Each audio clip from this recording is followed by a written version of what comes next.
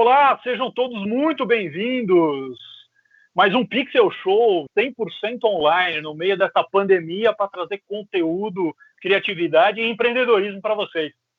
Sou Marcos Maida, estou aqui apresentando para vocês o painel, sou co-curador da área de business do Pixel Show, né? E vou aqui apresentar um painel sobre empreendedorismo, criatividade e empreendedorismo na visão das startups. E eu tenho duas pessoas aqui comigo, dois amigos, dois convidados, dois empresários, com vivências diferentes, com estruturas de empresas diferentes, com empresas que atuam em áreas e ramos diferentes. E nós vamos falar sobre como é essa pegada de criatividade levada para o mundo do empreendedorismo. Carol Brunetto, da Ziel, e Léo Guimainer, da Filho Sem Fila. Sejam muito bem-vindos aqui a esse painel de empreendedorismo, painel de business da Pixel Show. Carol, quem é você? Eu sou uma gaúcha, sou bióloga, fiz mestrado e doutorado em biologia celular e molecular. E ao longo dessa jornada de estudos, eu resolvi empreender.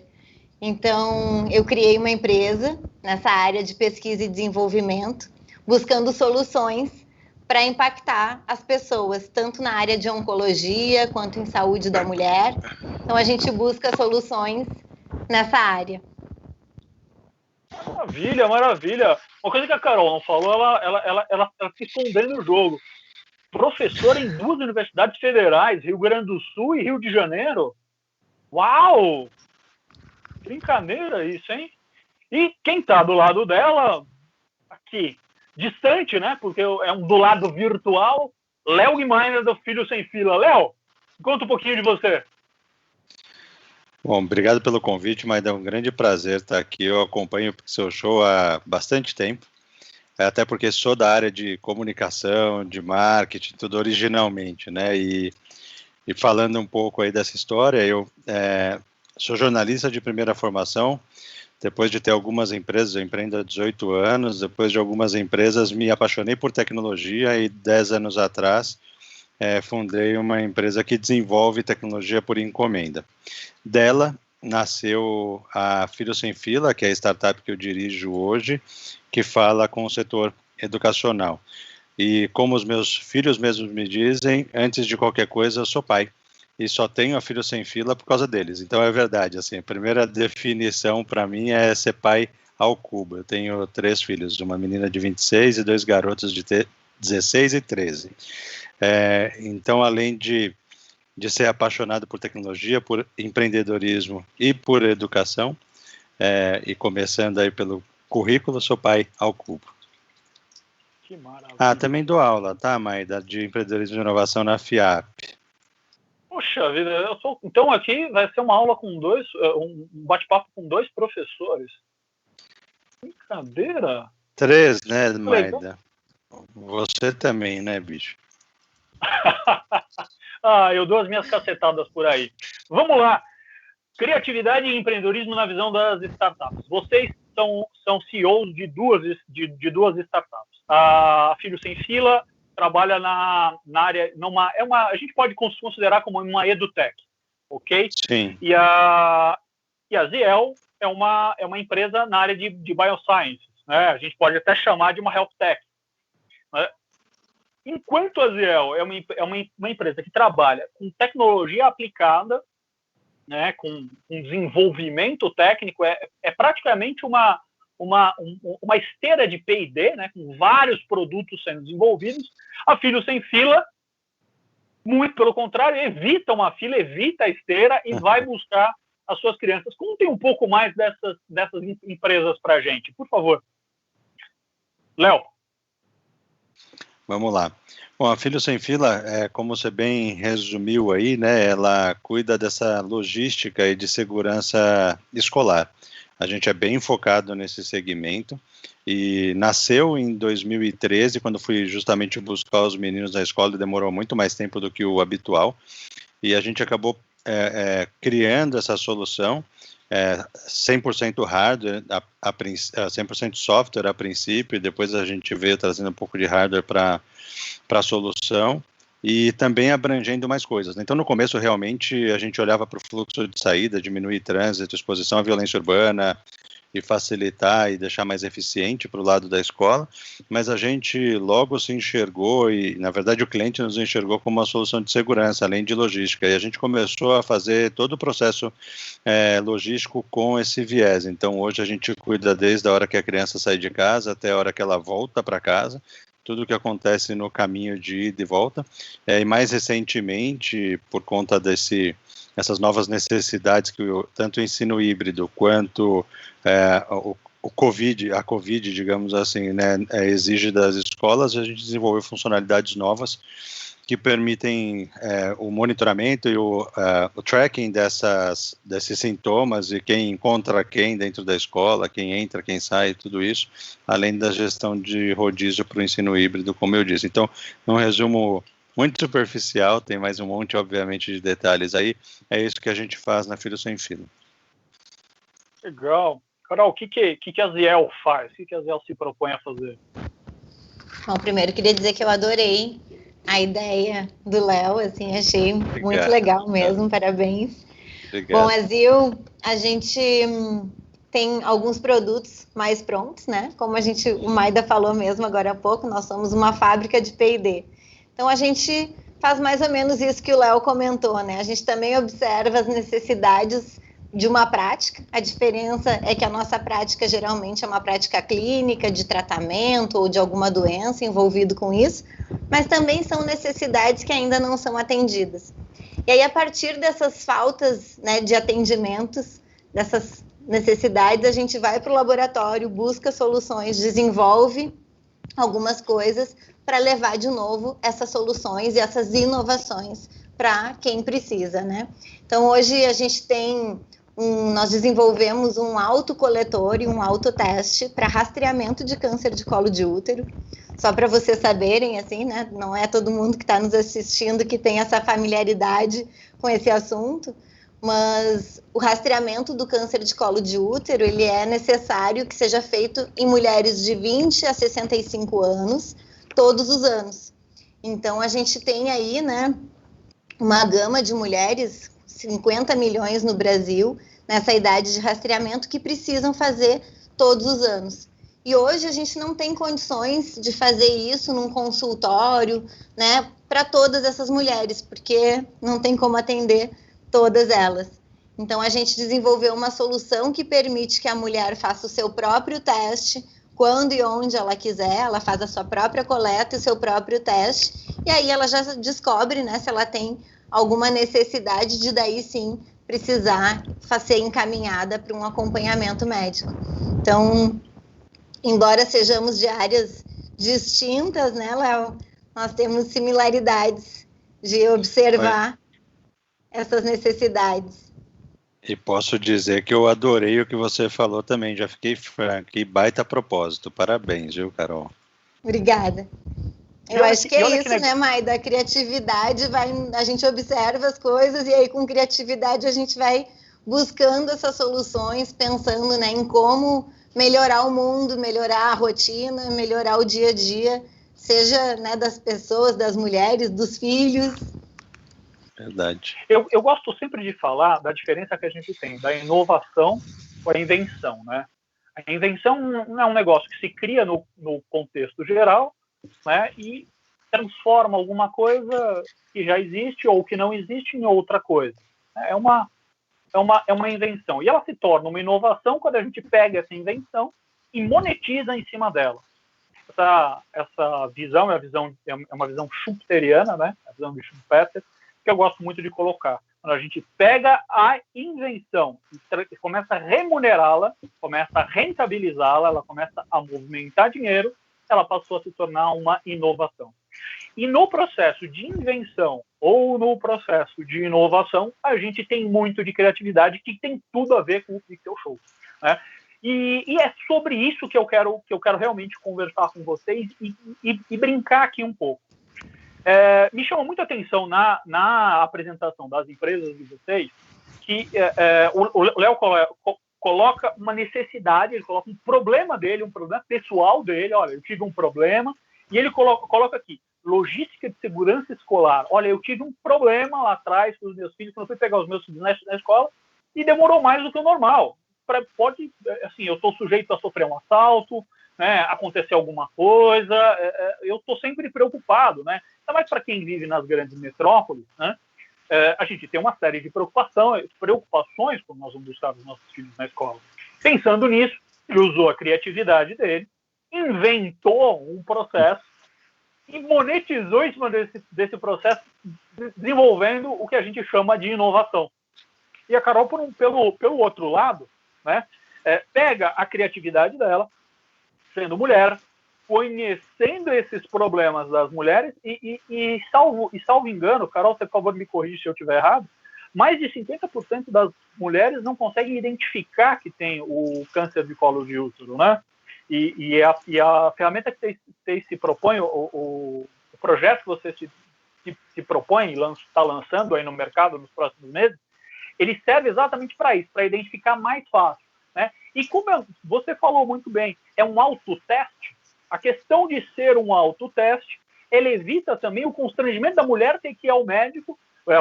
Esse problema não é nosso, mas ouvi dizer que é péssimo. Depois você conversa com a tua esposa, eu já conversei com a minha, mas ir no ginecologista e fazer o tal do exame de Papa Nicolau é um terror. Tem muita mulher que realmente não gosta.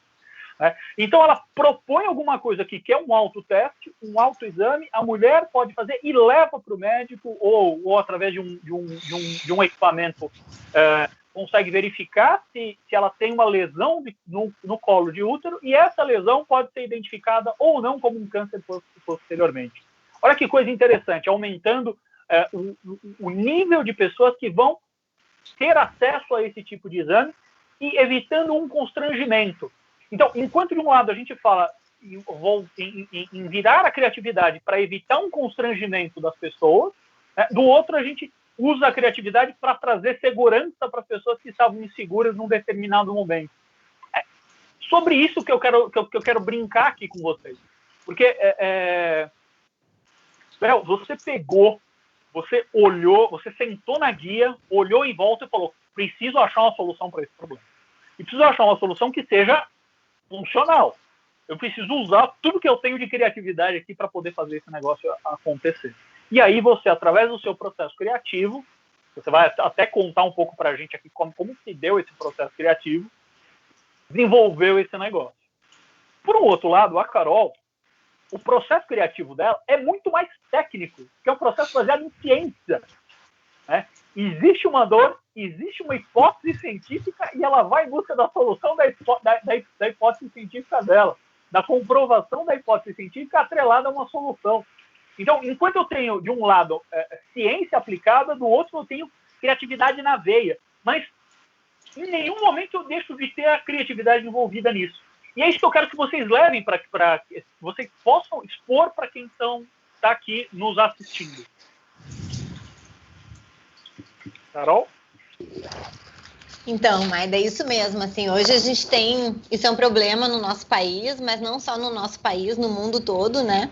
Hoje no Brasil, só 20% das mulheres têm acesso ao exame de rastreamento e desses 20% ainda tem essa questão que tu levantaste, que o exame tem uma baixa cobertura, nem todo mundo que faz o exame tem um resultado correto. Então, tudo isso é verdade, assim. E aí a gente, né, como cientista, assim, se perguntava como pode que a gente está numa era tecnológica, com tantas coisas disponíveis, né? A gente tem falado tanto em inteligência das coisas, inteligência artificial, e aí, por um outro lado, a gente vê mulheres que ainda não têm nem acesso a fazer o seu teste, né? Então, por que não pensar nisso e trazer essa questão do empoderamento feminino, que a mulher possa fazer o seu próprio exame? E aí a gente começa, né, buscando, assim, marcadores moleculares, toda uma parte de ciência aplicada mesmo, mas pensando, né, nessas soluções. Então, eu acho que tudo isso tem muito a ver com criatividade, né? E nesse processo todo, a gente precisa ser criativo o tempo todo, porque não basta ter uma ideia.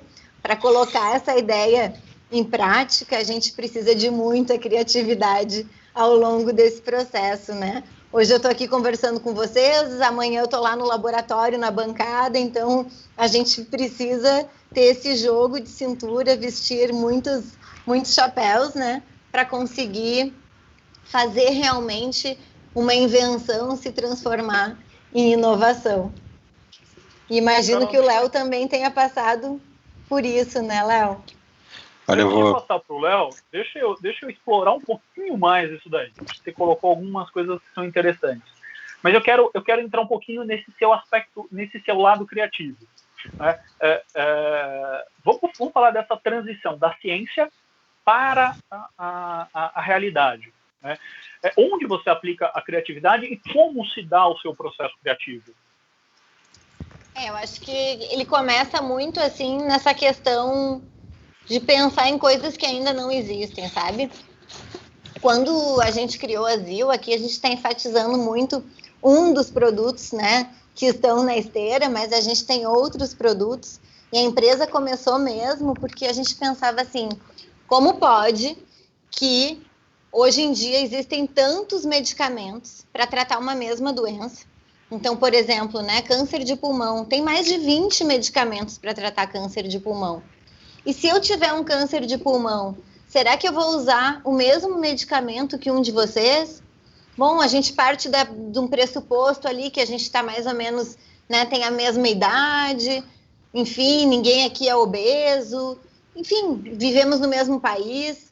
E aí a gente começa a entrar numa curva, claro que existem, né, milhares de estudos científicos que são feitos para desenvolver esses medicamentos, esses fármacos, e para indicar qual o melhor para cada pessoa. Mas a gente ainda não sabe exatamente como se fazer isso. E aí a gente pensava, como é que pode, que a gente está em pleno 2011, que foi quando a gente fundou a empresa, né? E a gente não tem um exame capaz de dizer qual é o melhor medicamento para mim, para minha doença. Qual é o melhor medicamento para ti e para a tua doença. Porque elas podem ter nomes iguais, mas a gente sabe que elas são diferentes. Quem aqui já tomou um medicamento para dor de cabeça e melhorou, e a esposa ou o esposo tomou o mesmo medicamento e não aconteceu nada? Imagina se para dor de cabeça isso é verdade, para uma doença tão mais complexa, né, como o câncer, que tem vários mecanismos envolvidos, como pode? Então, assim, a nossa grande motivação de criatividade, ela vem dessas dores, assim, dessas necessidades não atendidas, dessas coisas que realmente não existem, né? Então, o primeiro passo da criatividade é pensar como pode que isso ainda não existe. E aí, claro que a gente vai ver se faz sentido, a gente vai atrás para ver se alguém já desenvolveu isso, porque pode ser que só não está no mercado, mas que alguém já esteja nesse processo de desenvolvimento. E aí a gente começa a estudar, né? Aí a gente vai estudar, e aí estudar envolve tudo, ler, ir para a bancada, ir para o laboratório, buscar essas coisas todas, e aí para isso precisa de muita criatividade. E aí, Léo? Primeiro, eu queria corroborar com a história do remédio. Meus filhos aqui, os meninos, para febre de um, por exemplo, funciona ibuprofeno. Para o outro, dipirona. Se trocar, não faz efeito nenhum. É um negócio assustador, assim. Então, acho muito legal que você esteja nessa linha, porque com certeza tem um monte de características individuais que afetam, né, qualquer tipo de tratamento de doença. É muito bacana. Outra coisa, obrigado por nos rejuvenescer, tá? Dizendo que a gente tem a mesma idade. Eu agradeço profundamente por isso, tá? Muito bom, Carol. Eu acho que o processo criativo, quando é orientado para negócios, sempre vai passar pela observação de problemas, assim, né? Quando você deseja solucionar o problema, esse caminho, como você bem colocou aí, Maida, né, de criar alguma coisa e transformar isso num negócio, né, promover a inovação, acho que sempre é um caminho muito, muito bacana. No caso da Filhos Sem Fila, como eu disse, foi realmente um dia super atípico de buscar as crianças. Eu já trabalhava com tecnologia, então o pensamento passou por isso naturalmente. mas eu vou te dizer uma coisa, se eu tivesse ido do jeito que eu imaginei esse negócio de saída, assim, só da minha cabeça, teria morrido no primeiro mês a empresa, tá? Não teria dado certo, porque na primeira validação tecnológica, quando eu fui falar com o meu sócio, ele já derrubou, falou, cara, o que você imagina com hardware, primeiro que é caro de fazer, caro de manter, e tem tecnologias novas que eu não conhecia ainda que vão fazer isso ser muito mais eficiente, mas não deu outra, né? O Google estava lançando naquele ano as cercas virtuais, que são a base do que a gente usa para poder fazer o fio sem fila funcionar. E eu não conhecia, os caras que estão ali, como diz a Carol, na bancada, né, os caras que estão ali na produção já conheciam, e isso foi muito legal. Eu acho que quis trazer também isso um pouco para falar que criatividade normalmente é coletiva, né? Cada um tem um viés, tem uma como você também colocou, Maida, no começo, né, uma história, uma perspectiva, seus próprios filtros de conhecimentos, que a gente, quando aplica com mais gente, é fantástico, né? Eu acho que você acelera esse processo todo de ideação, de criação e de tudo, e, obviamente, depois para transformar esses rascunhos iniciais num produto vendável e lucrativo, quando você tem um time multidisciplinar, isso ajuda demais, né?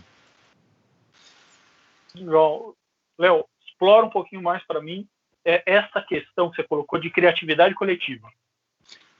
Eu gosto muito de falar, te interrompendo, né? Você já é você dá aquela puxada para falar e eu já cortei. Melhor assim, você vai me dar mais subsídio, pô.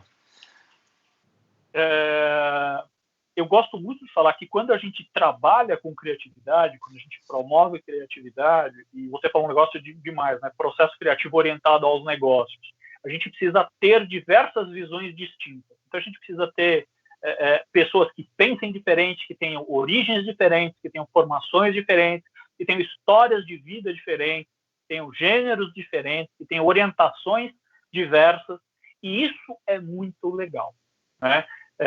Quando você fala que a criatividade é coletiva, me remete a essa pluralidade, né? Explora um pouquinho disso para mim, por favor. Bom, mas eu acho que, assim, eu vou até talvez contar um pouco mais de como foi essa ideação, criação do Filho Sem Fila, que eu acho que, e o desenvolvimento, que eu acho que vai falar bastante sobre essa coisa coletiva, tá? Eu acho que isso parte da validação também de problema, quer dizer, eu não achei que isso era verdade para todo mundo, só porque eu achei que aquilo era verdade, né? Então, acho que já parte disso, né, de você falar com os múltiplos atores daquele problema que você está querendo solucionar. Acho que isso é uma grande verdade também para o processo de inovação, você entender todos os vieses, todas as perspectivas, e se elas fazem sentido para todo mundo. Então, de cara eu já envolvi meu sócio desenvolvedor, que derrubou a minha primeira ideia, ainda bem, que a gente teria morrido na praia. Depois disso, a gente foi ouvir de quem passa pelo problema mesmo, né? Então a gente foi entender o que era valor ali para os pais, por exemplo, para as mães e pais mesmo, que estão no problema do dia a dia. Isso nos trouxe mais pluralidade, como você disse, mais informações diferentes das nossas, que também estão vindo dessas pessoas distintas, com experiências e vivências distintas. Tem uma pessoa, e aí é nominal, não foi o único, mas tem uma pessoa nominal ali que a gente tem a foto dele na parede lá, tá? Que é o seu Everaldo, que é o porteiro da escola dos meus filhos. Então a gente falou com diversos porteiros, com pais, com diretores, como eu disse, mas o seu Everaldo, a gente sentava com ele ali para ouvir dele. Ele sabe tudo sobre esse processo logístico e de segurança da escola, não a gente, né? A gente só tinha uma perspectiva muito pequena. E ele foi contando para a gente não só como era a operação, mas depois validando protótipos, tá? Eu chegava lá com ele assim, desenhamos isso aqui, vai funcionar? Não, não vai não. Isso aí não vai dar certo, vai ser trabalhoso, a gente tem de cuidar das crianças, tem isso, tem aquilo outro. Então, esse processo de criação do que hoje é uma plataforma, né, nasceu como um app, se tornou realmente uma plataforma de logística e segurança, começou já desde o primeiro minuto com essa colaboração e trazendo esses diversos olhares.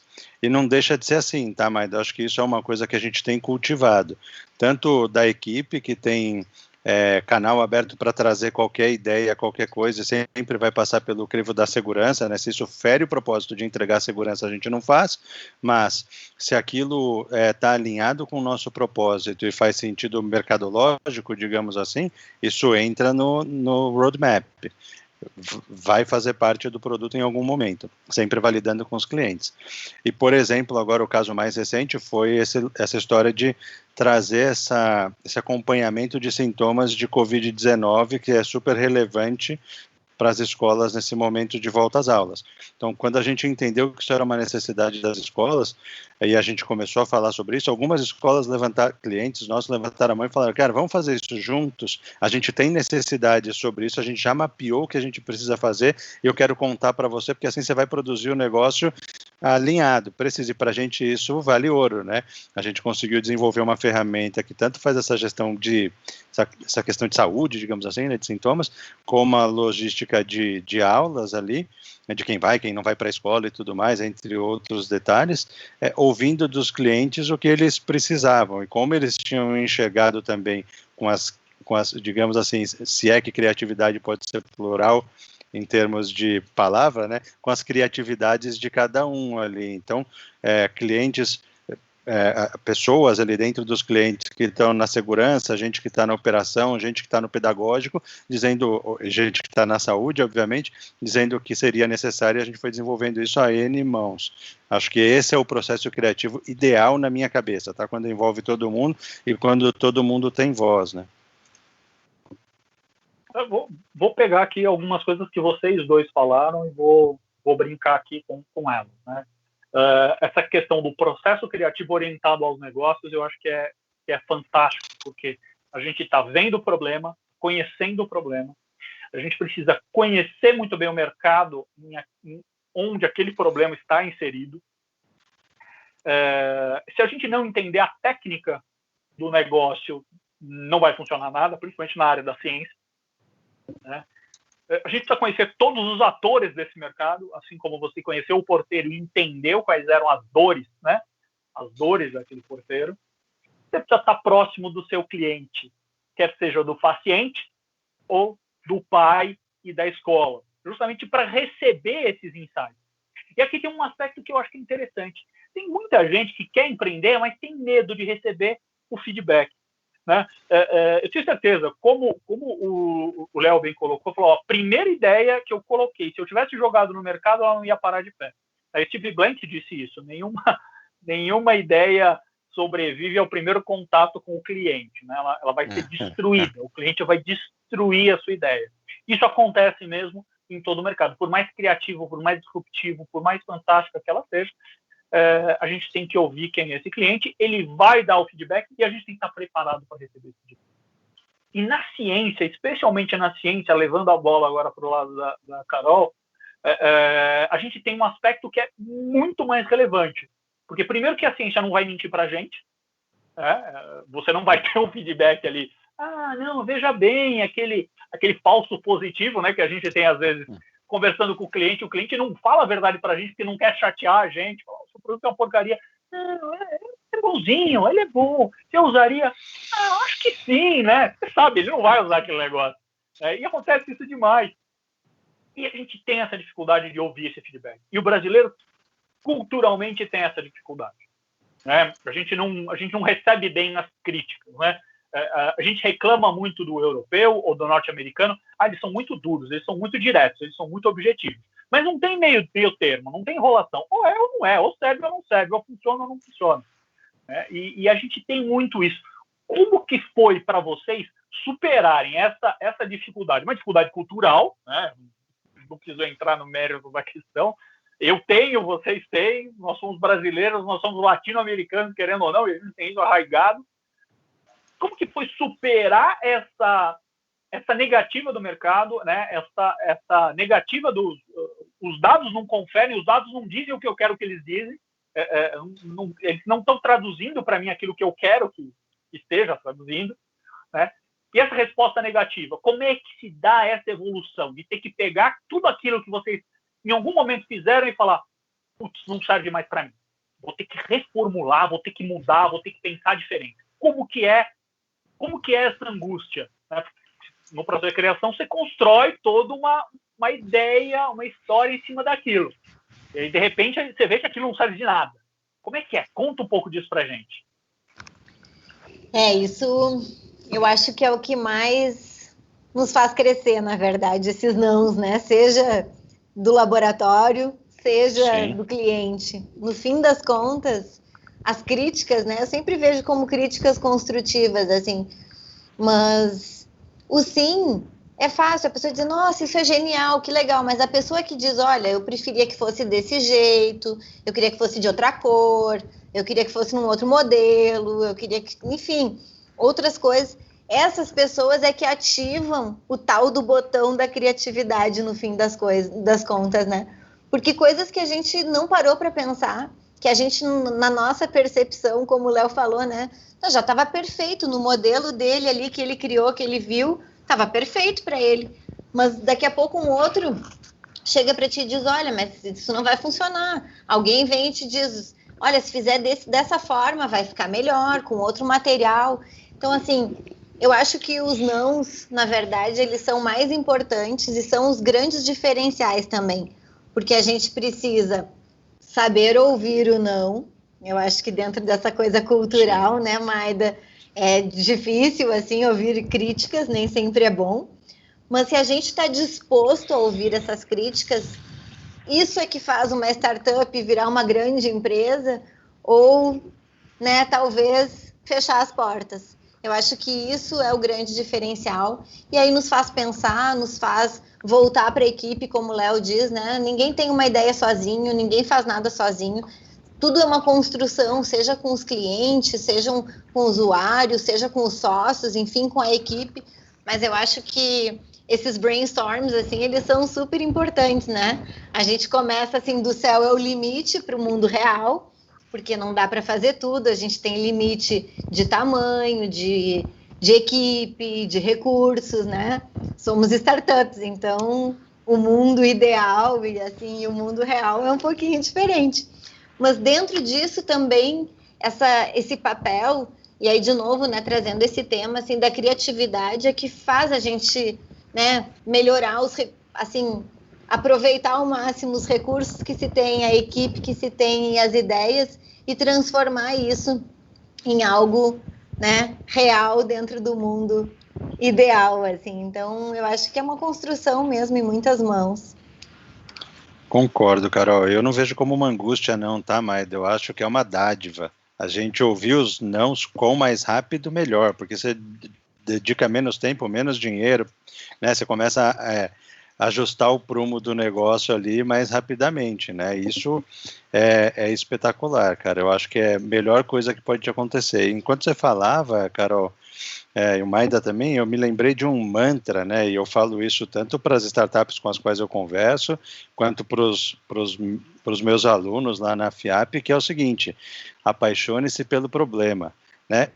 Você vai ter problemas com ouvir o não se você estiver apaixonado pelo que você criou. E o que você criou pode ser genial, mas pode ser genial só para você, né? Então, legal, bacana, se isso te satisfaz, te faz feliz, fica com isso.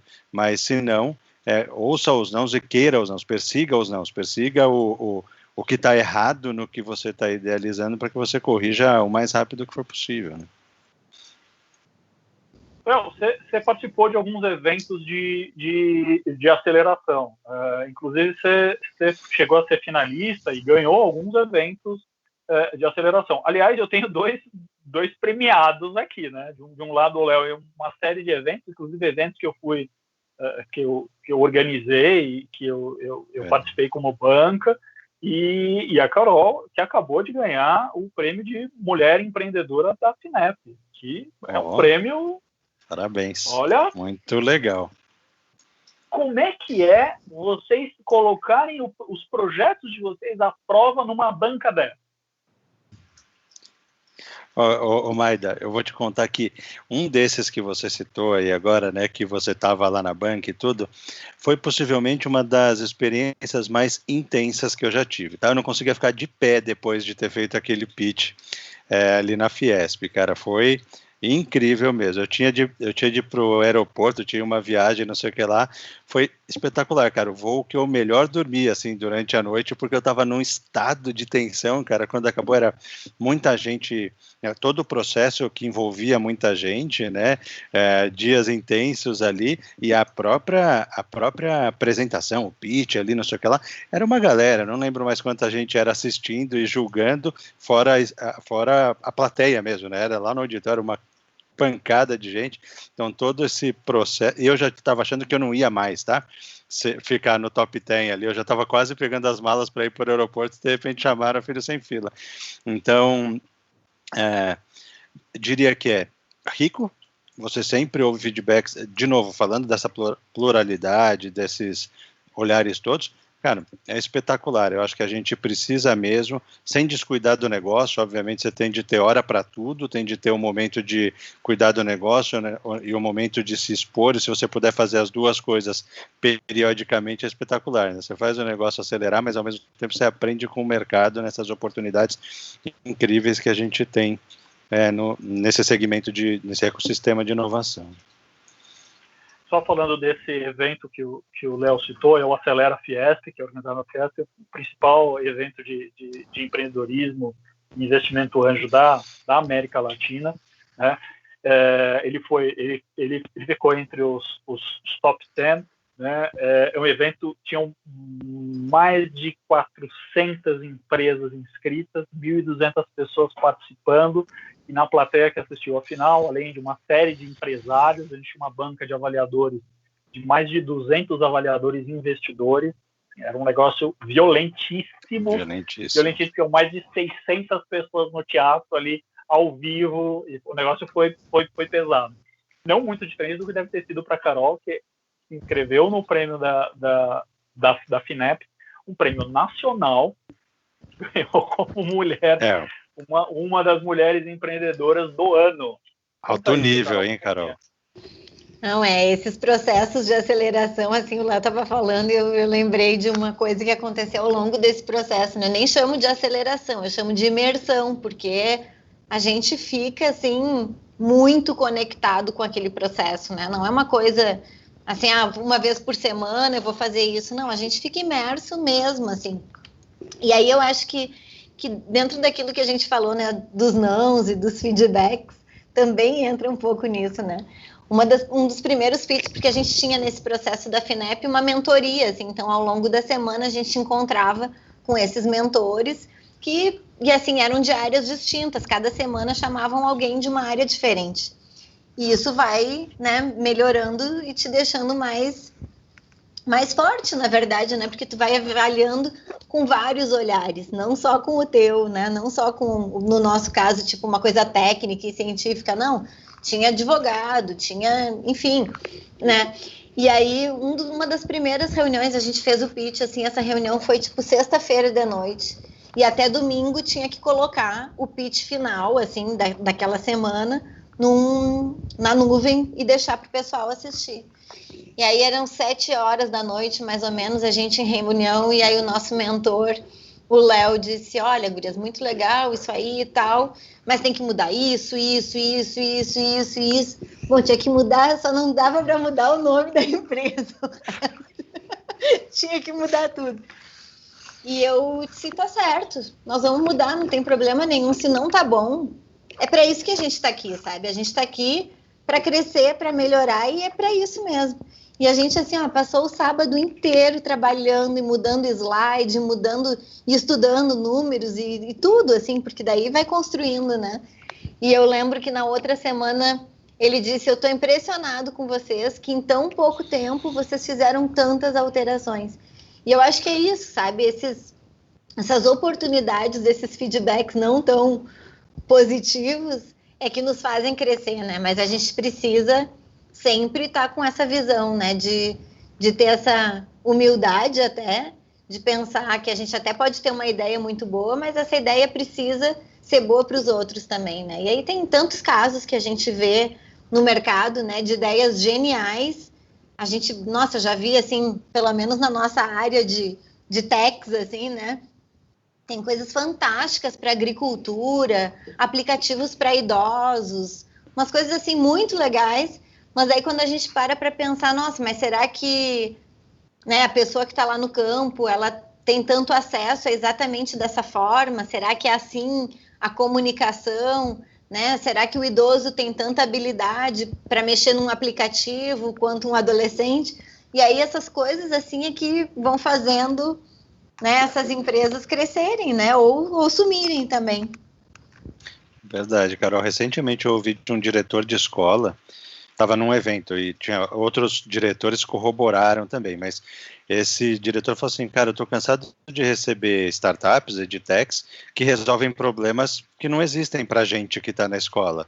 A ideia é genial, mas ela não resolve um problema real. Talvez assim, legal, tem aquilo ali, é verdade, mas aquilo não incomoda de verdade ao ponto de eu querer investir nisso. Né? Então tem de ter esse olhar, de fato, se colocar sempre no calçado das outras pessoas e tentar visualizar. E se puder ouvir delas, melhor ainda, né?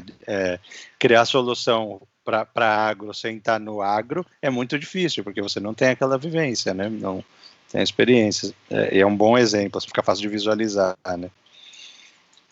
Olha que negócio interessante. A gente começou o nosso passeio aqui, a nossa discussão com vocês, o nosso painel com vocês, falando efetivamente do começo das empresas. Apresentamos as empresas, apresentamos os projetos, falamos do processo criativo, do processo de transformar essa criatividade em inovação, olhar para o cliente, olhar para o problema, atentar a técnica.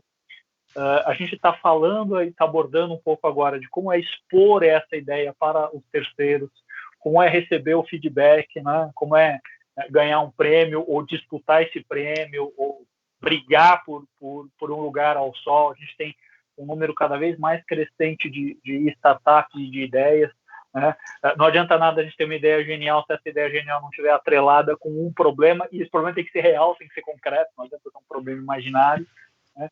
E aí a gente tem uma outra, a gente caminhando aqui nessa trilha, a gente tem um outro aspecto que é um aspecto interessante que eu quero colocar para vocês. Afinal de contas, a gente nem sempre tem dinheiro suficiente para fazer tudo isso sozinho. A gente precisa buscar investidor anjo, fundos de investimento, tomar dinheiro do banco, pais, amigos e outras pessoas que nos ajudam, né?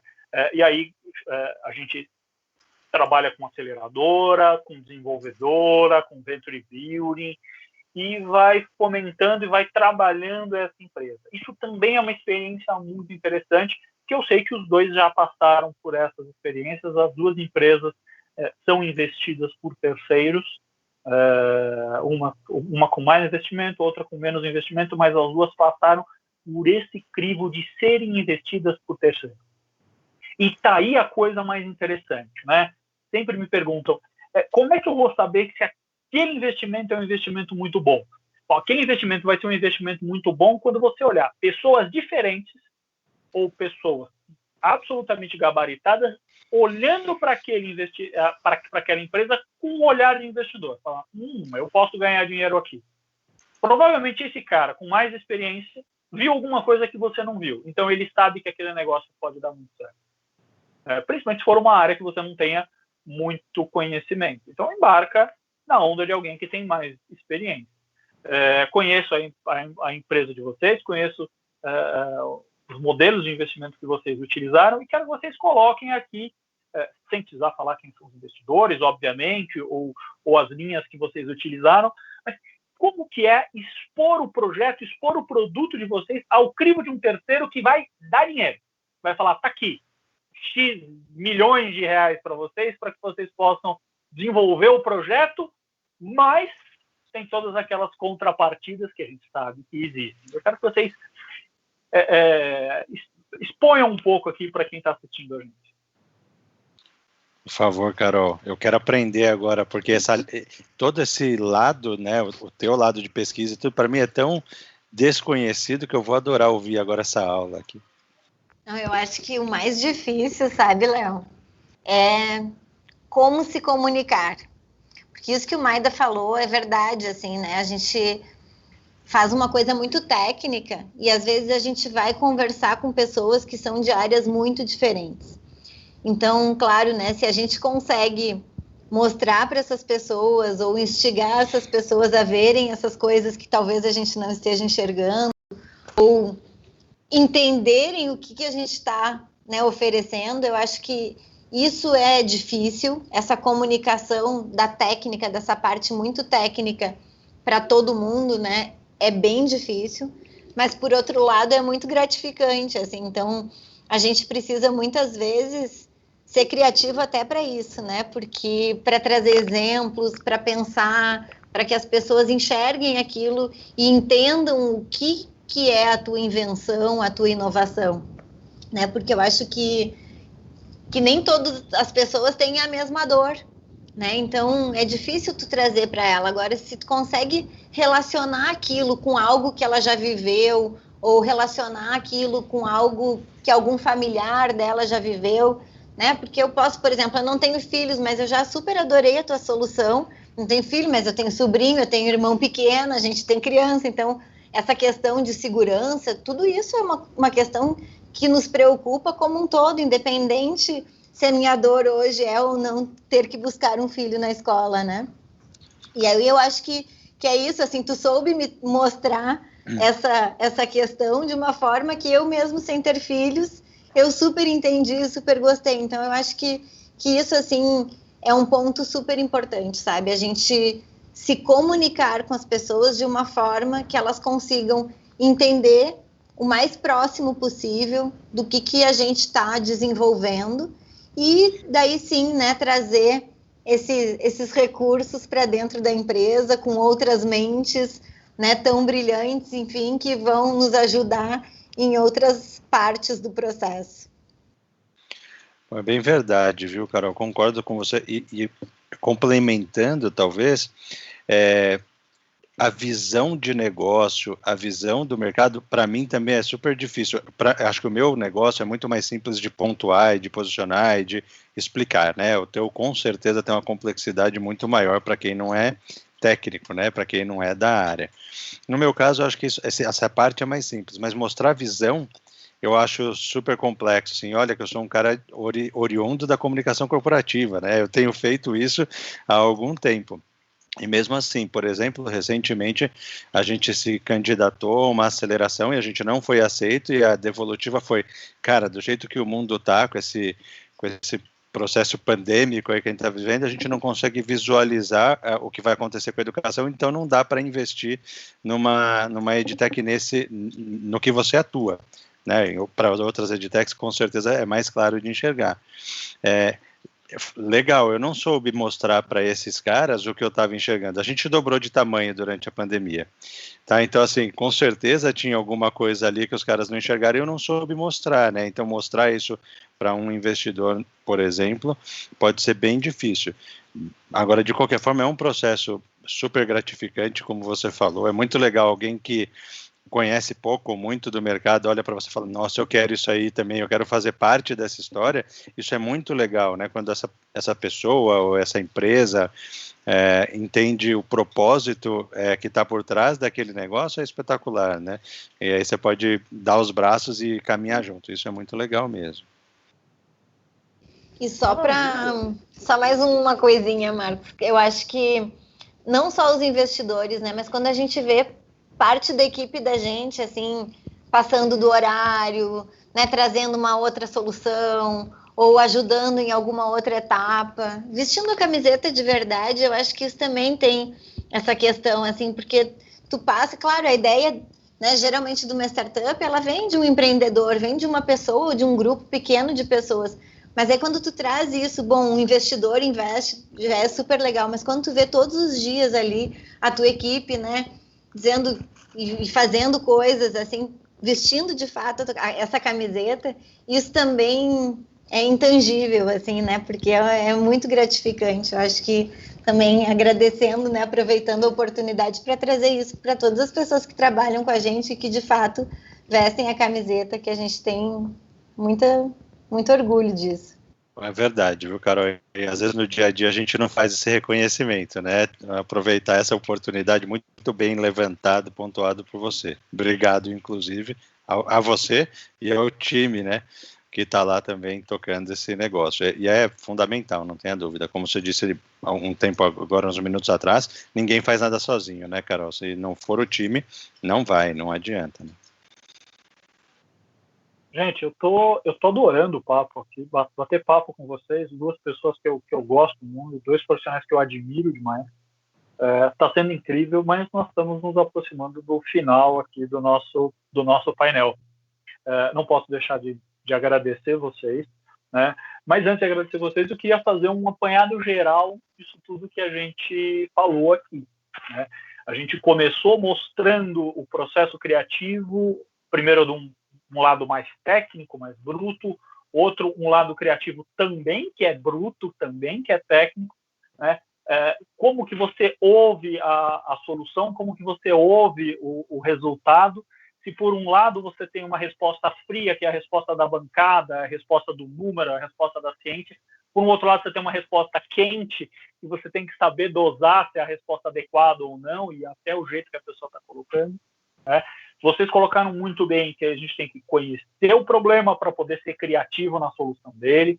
A gente precisa ter a criatividade 100% voltada e orientada para os negócios.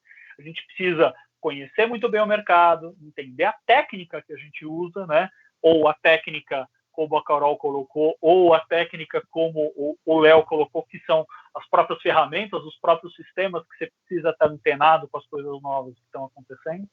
Utilizar o aspecto coletivo dessa criatividade para ajudar você, né, essa multiplicidade de pensamentos para ajudar você a crescer. Conhecer todos os atores do sistema, que eu acho que é fundamental, né? Estar próximo do cliente para receber o feedback, para receber os insights, né? E aqui, nessa nossa trilha, que eu posso chamar que foi esse painel, a gente começou pelo princípio, pela criação, passamos pela comunicação, a exposição e a busca de investimento. O quão complexo é a busca do investimento se a gente não sabe efetivamente comunicar aquilo que a gente faz. Quer seja uma ferramenta mais simples, quer seja uma ferramenta mais complexa, se a gente não tocar, não mostrar, não levar o nosso propósito, de fato, para aquele com quem a gente comunica, a gente não vai conseguir ter sucesso no nosso investimento. Léo, muito obrigado por estar aqui comigo. Carol, prazer revê-la, mesmo que virtualmente. Estamos aqui todos conectados. Muitíssimo obrigado. Desejo muito sucesso, muito mais sucesso para a Zio, muito mais sucesso ainda para a Filhos Sem Fila. São empresas incríveis, de pessoas fantásticas. Também quero fazer aqui o meu agradecimento, agradecer a toda a equipe da ZUP, o pessoal do Pixel Show, que sem eles isso aqui jamais poderia estar acontecendo, e todo esse conteúdo que nós estamos levando para vocês não poderia ser transmitido de uma forma tão clara e uma forma tão aberta. Muito obrigado a todos, sucesso e até o ano que vem. Um abraço. Para todos. Valeu, Maida. Valeu, Carol. Muito obrigada. Um beijão. Prazer estar aqui com vocês.